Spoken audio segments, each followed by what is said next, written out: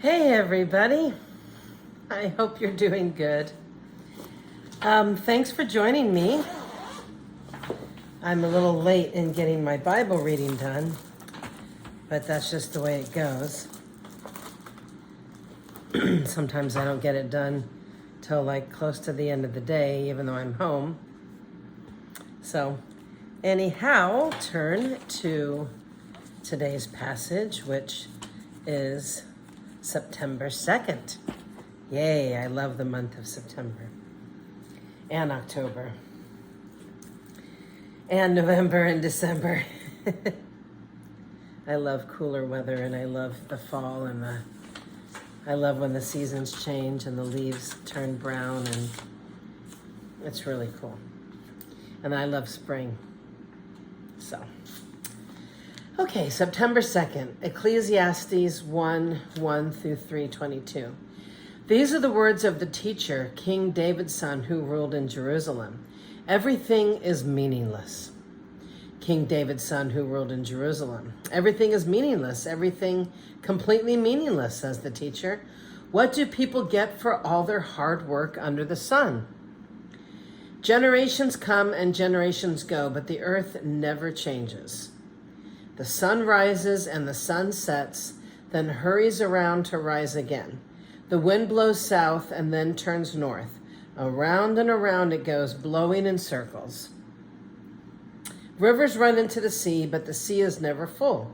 Then the water returns again to the rivers and flows out again to the sea. Everything is wearisome beyond description. No matter how much we see, we are never satisfied. No matter how much we hear, we are not content. History merely repeats itself. It has all been done before. Nothing under the sun is truly new. That's true. Sometimes people say, well, here's something new, but actually it is old. Nothing is ever truly new. You know, like some of those old styles or that they just brought back from like 20 years ago. Even some music.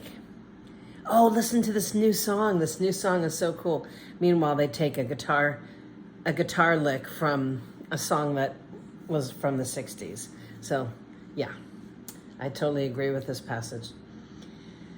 Actually, nothing is ever truly new. We don't remember what happened in the past, and in future generations, no one will remember what we are doing now.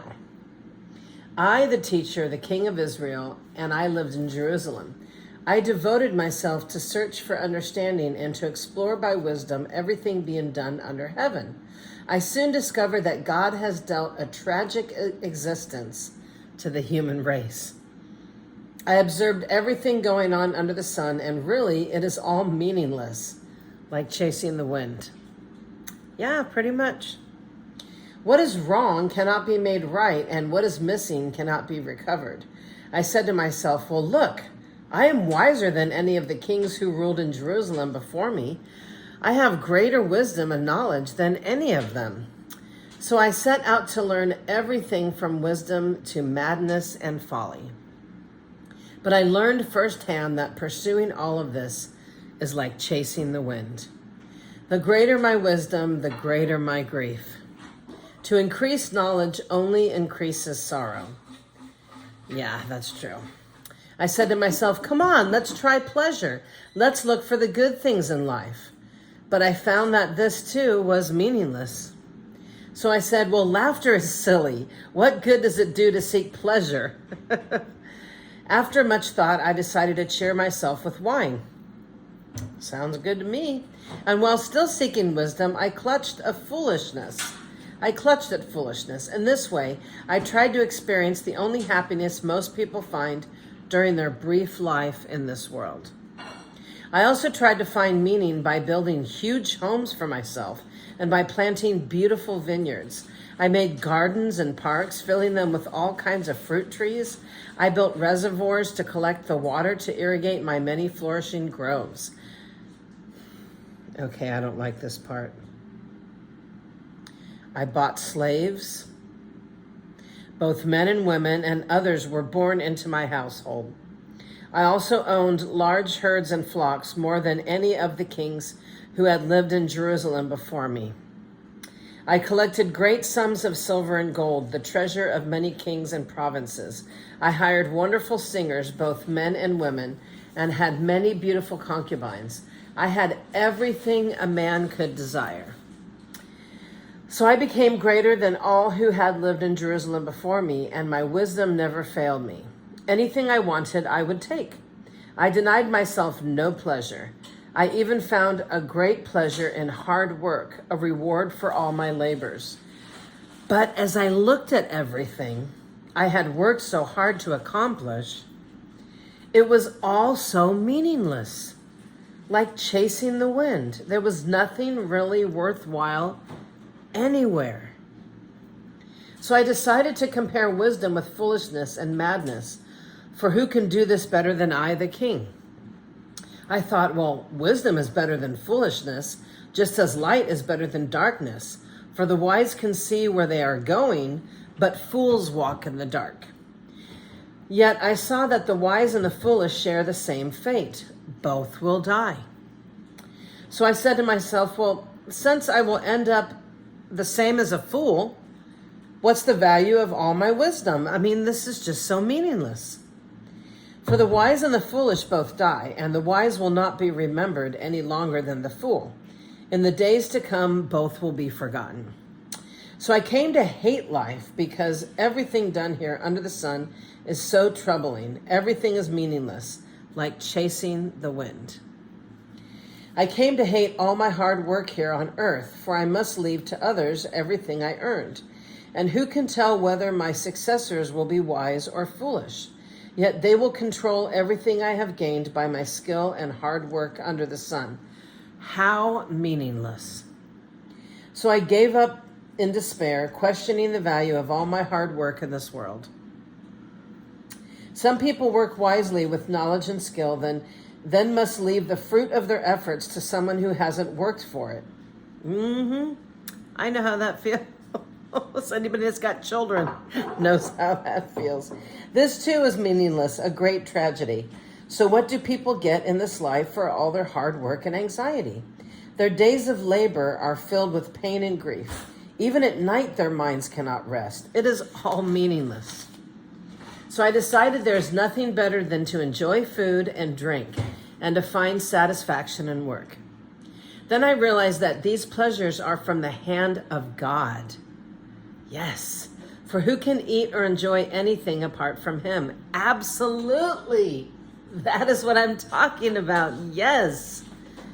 Who can enjoy or eat anything apart from God? God gives wisdom, knowledge, and joy to those who please him.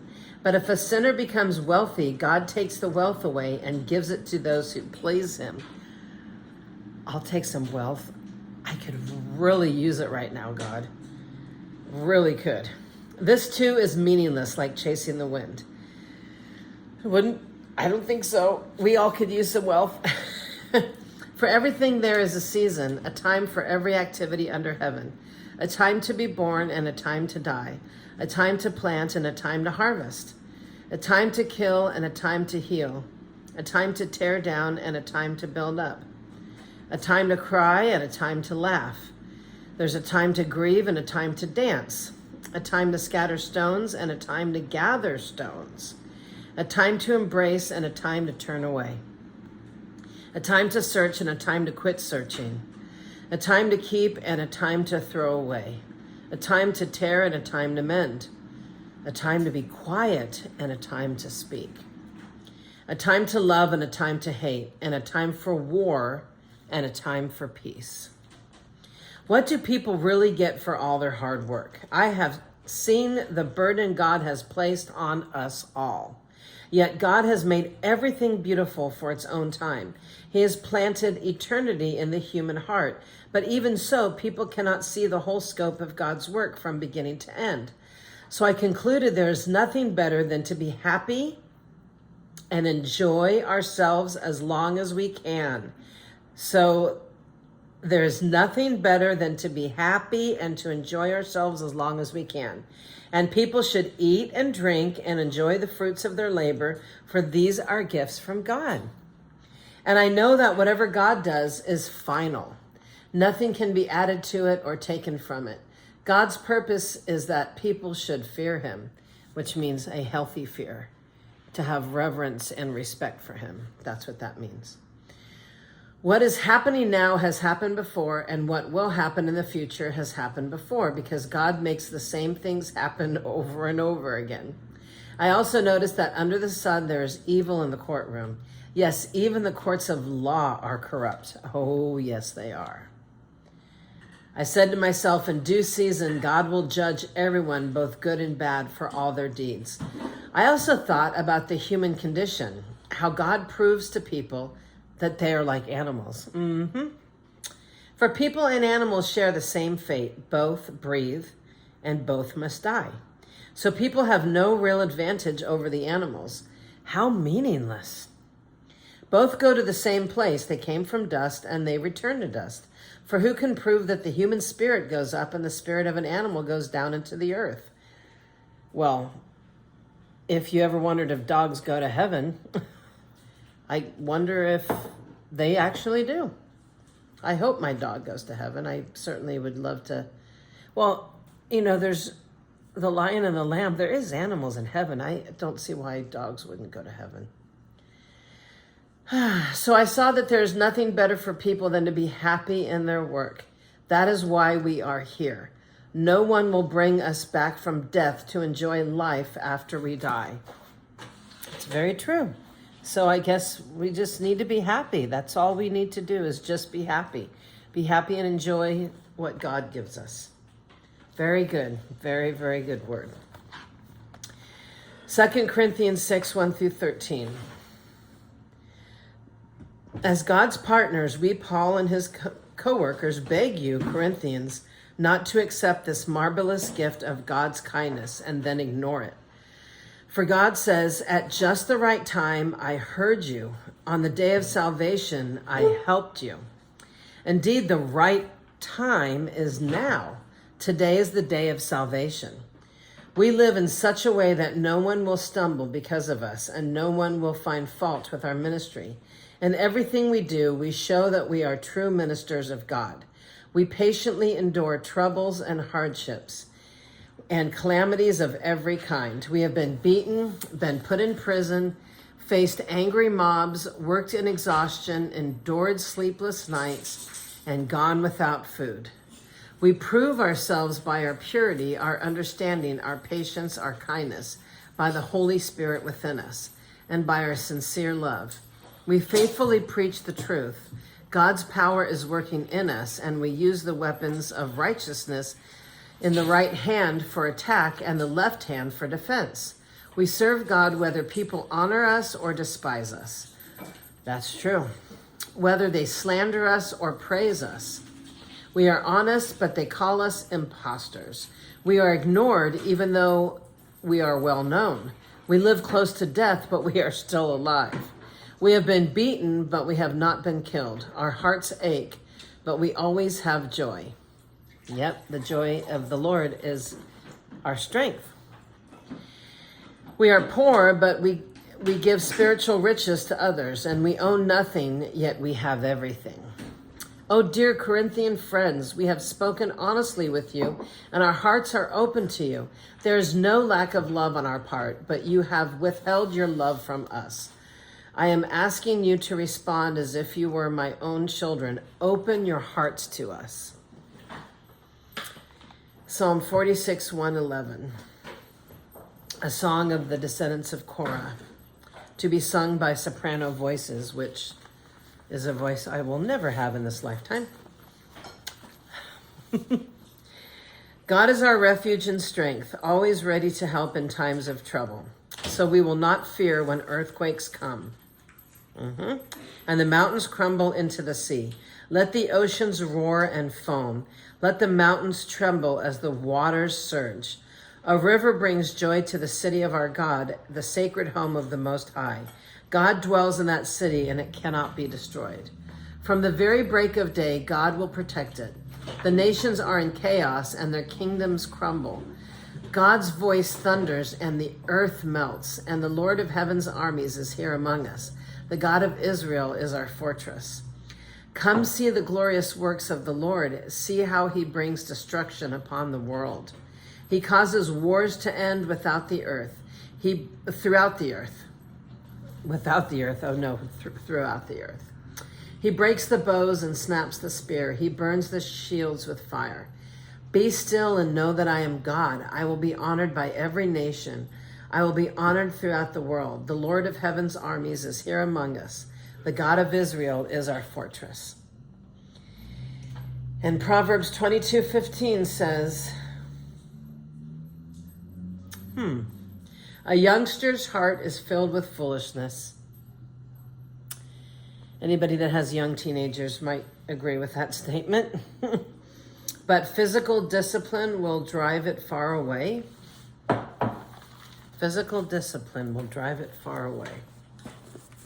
So, maybe that's why